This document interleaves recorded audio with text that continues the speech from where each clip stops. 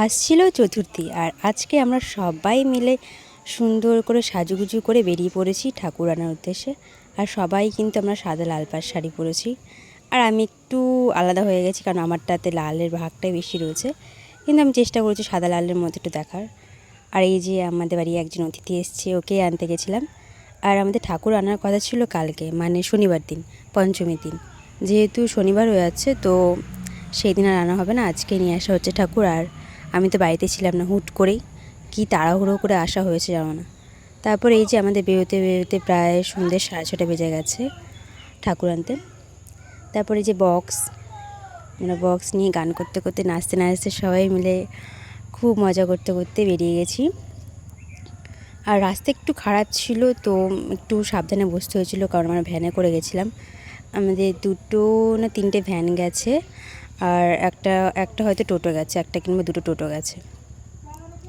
মানে আমাদের যারা গেছি বেশিরভাগটাই মহিলারা ছিল, আর আমরা তো সব মহিলারা মিলেই এই উদ্যোগটা নিয়েছিলাম পুজোর। আর এই যে আমাদের ঠাকুর, এই না সরি এটা আমাদের ঠাকুর না, মানে আমরা যাচ্ছিলাম, যাওয়ার পথে এটা কি বলবো, জোড়া কালী মন্দির আছে, ওখানেই ঠাকুরটা নিয়ে চলে এসছে। তো সেই ঠাকুরটাই আমরা দেখছিলাম। তারপর এখন আমরা হাফ রাস্তাতে আছি, এখনও পৌঁছাইনি, আর কিছুক্ষণের মধ্যেই পৌঁছে যাব। তো আমরা গান চলছে, গানের সাথে সাথে আমরা নাচতে নাচতে আছি, সবাই মিলে খুব মজা করছিলাম। আর এই যে 2 কাকিমা। আর আজকে রাতের ওয়েদারটাও খুব সুন্দর ছিল। সবাই ভয় পেয়েছিল যে বৃষ্টি হবে, যদি বৃষ্টি হয় তাহলে তো আমরা আসতেও অসুবিধা হবে আমাদের। তারপরে আমরা পৌঁছে গেছিলাম কুমোরটুলিতে গিয়ে দেখি কী সুন্দর প্রতিমাগুলো, মানে দেখলে মন ভরে যাবে, এত সুন্দর সুন্দর হাতের কাজ, না দেখলে বিশ্বাস করা যাবে না। আর এখানে প্রত্যেকটা প্রতিমাই কিন্তু খুব সুন্দর হয়েছিল। আর আমরা যে কি বলবো, আমাদের যে ঠাকুরটা ছিল, আমাদের প্রতিমা, সেটাও কিন্তু খুব সুন্দর হয়েছিল। আমরা ভেতরে কি দেখছিলাম যে কীরকম কীরকম প্রতিমা ছিল, সবাই মিলে দেখেছি, আমি একা নয়, আমরা প্রত্যেকে মিলে দেখেছি। আর এরই ফাঁকে সবাই একটু টিফিন করে নিয়েছিল, বলতে চা। আমি তখন যাইনি, আমি লেটে গিয়ে পৌঁছেছিলাম, আর আমি এমনি তো চা খেতে পারি না, চা খেলে আমার জিভ পুড়ে যায়, কেন জানি না।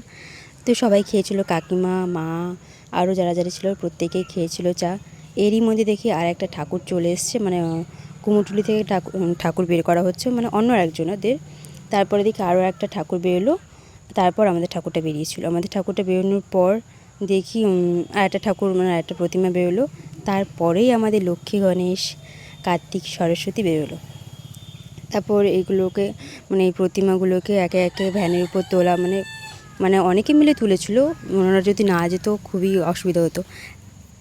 কাকুরা মিলে অনেকেই, কাকু, ভাই, দাদা, যারা যারা ছিল প্রত্যেকে মিলেই ঠাকুর ভ্যানে তুলেছিল। তারপরে আমরা রাস্তায় চলে আসি, দেখি গান চালু হয়ে গেছে। গানটা কিছুক্ষণ বন্ধ ছিল, কারণ বাজার এলাকা যেহেতু অনেক সমস্যা হতে পারে, তাই গানটা কিছুক্ষণ বন্ধ রাখা হয়েছিল। যখন আমাদের প্রতিমা গাড়িতে উঠে গেছে, তারপরেই আমাদের গান স্টার্ট হয়েছে। আর গান শুরু হয়ে যাওয়ার পর জানোই তো, দাঁড়িয়ে থাকা যেন, প্রত্যেকেই নেচেছি, খুব মজা করেছিলাম।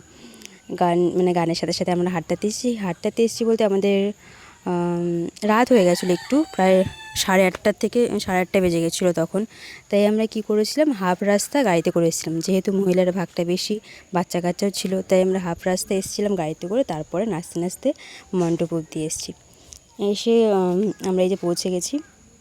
তারপর আস্তে আস্তে প্রতিমাকে মণ্ডপে তোলা হলো।